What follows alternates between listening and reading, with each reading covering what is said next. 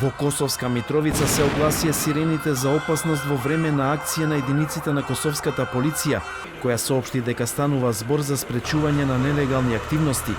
Состојбата беше напната на мостот на Ибар во општина Звечан, каде што Косовската полиција се обидуваше да помине кон центарот на градот, а граѓаните ги спречуваа. Полицијата употребила солзавец за да ја растера толпата, а се слушнали шок бомби.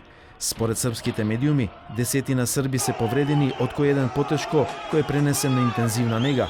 По денешната акција на Косовската полиција на 4 локации во Косово, премиерот Албин Курти рече дека акцијата е во насока на спречување на нелегални активности, додавајќи дека нема да се толерираат криминалци и криминални групи.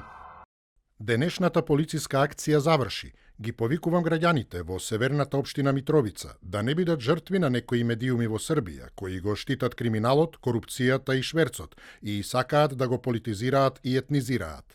Премиерката на Србија Ана Брнабич ја повика меѓународната заедница КФОР и НАТО итно да реагираат.